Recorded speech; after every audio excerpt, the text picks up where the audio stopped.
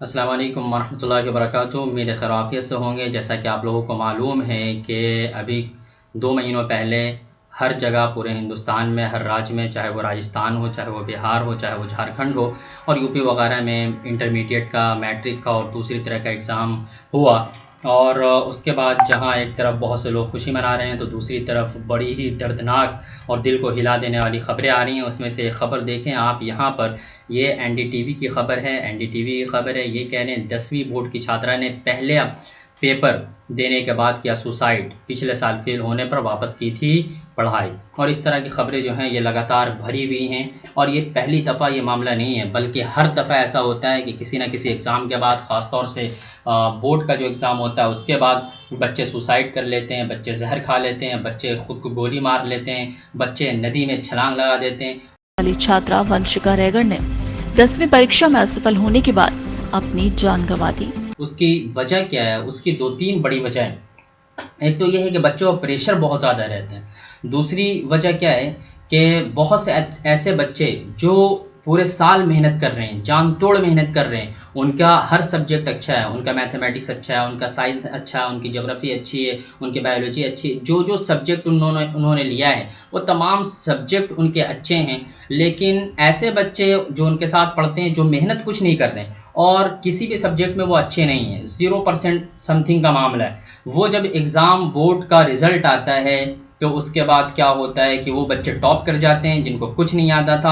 और वो बच्चे जिन्होंने साल भर मेहनत की है वो या तो फेल हो जाते हैं, या उनका सेकंड डिवीज़न आता है या थर्ड डिवीज़न आता है। और जिन बच्चों ने मेहनत नहीं की वो मिठाइयाँ बांट रहे हैं, बल्ले बल्ले कर रहे हैं, फर्स्ट डिवीज़न को लाकर माले पहन रहे हैं।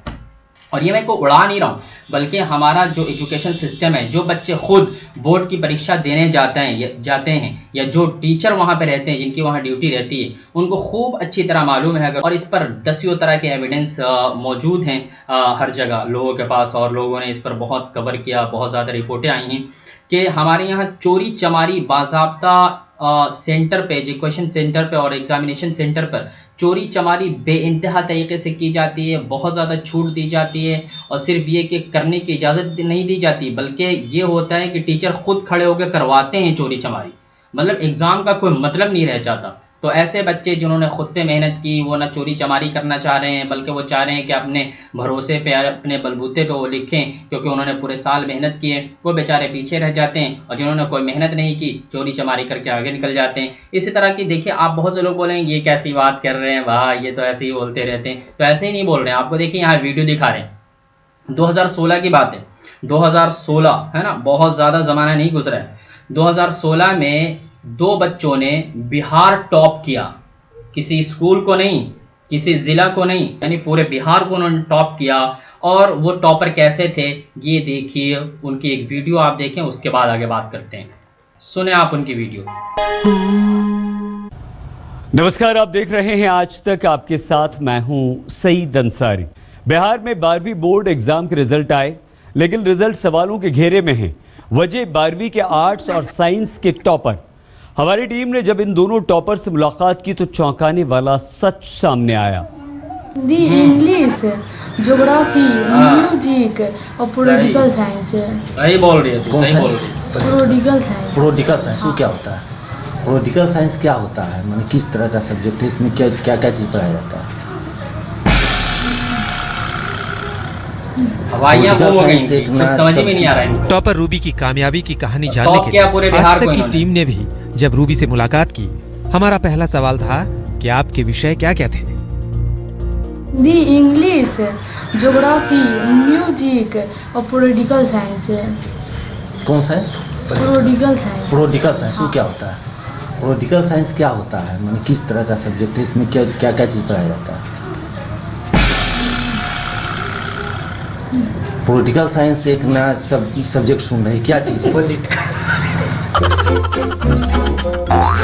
एक टॉपर से ऐसे जवाब की उम्मीद शायद किसी को नहीं होगी। रूबी को पॉलिटिक्स साइंस में डिस्टिंक्शन मिला है, लेकिन हैरानी की बात यह है कि वो पॉलिटिक्स साइंस को पॉलिटिकल साइंस कह रही थी। पॉलिटिकल साइंस या नया सब्जेक्ट हम सुन रहे, क्या चीज़ है? खाना बनाने के बारे में। सुना आपने, रूबी के मुताबिक पॉलिटिकल साइंस में खाना खाया जाता है। पॉलिटिकल साइंस में खाना बनाने में बताया जाता है, तो होम साइंस क्या होता है? कितने मार्क्स Yes. का और कितने सब्जेक्ट का आपने एग्जाम दिया? पॉलिटिकल साइंस, हाँ। कौन कौन सा छः सब? सुन रहे ना? सब्जेक्ट है। 6 सब्जेक्ट। कितने मार्क्स का एग्जाम हुआ आपको? परीक्षा जो है कितने नंबर का हुआ कुल? कुल कितने नंबर कितने का? नंबर का एग्जाम? 600 नंबर का। 600 नंबर का। क्या यानी कि करें? कुल 600 नंबर में आपको हैरत की 400 बात है, नंबर पूरा है। बिहार टॉप की हुई। 444 नंबर है। हैरानी की बात यह है कि टॉपर रूबी को ये तक नहीं पता कि इंटर की परीक्षा 600 अंकों की नहीं बल्कि 500 अंकों की होती है और उसे 500 में से 444 नंबर यानी 89% नंबर मिले हैं। टॉपर रूबी के जवाब सुनकर बिहार बोर्ड की परीक्षा प्रणाली पर सवाल उठना लाजमी है। 12वीं परीक्षा में टॉप किया है। किस तरह से एग्जाम की तैयारी किए थे? एग्ज़ाम की तैयारी अपने पूरे सेल्फ स्टडी पे पूरा फोकस था और जो भी स्कूल में पढ़ाया जाता था उस पर मैं अपना घर पे आकर के पूरा मतलब सारा तैयारी करता था कि कहीं पर भी कोई चीज़ छूट ना जाए। सौरभ का कॉन्फिडेंस देखकर कोई भी यही कहेगा कि टॉपर ऐसे ही होते हैं जो अपने दम पर कठिन रास्तों पर जीत हासिल करते हैं। लेकिन क्या आप ये उम्मीद कर सकते हैं कि 97% अंकों के साथ साइंस में टॉप करने वाले को साइंस के बेसिक सवालों के सही जवाब भी नहीं आते हैं? Most reactive element periodic table में कौन सा है? एल्युमिनियम। एल्युमिनियम कैसे? Question mark. मोस्ट रिएक्टिव कुछ समझ ही नहीं आ रहा। एलिमेंट कैसे? हो क्या रहा, पूछ क्या रहे हैं, कुछ समझ में नहीं आ रहा। दिया है पूरा बिहार टॉप, पूरे राज्य को टॉप कर लिया।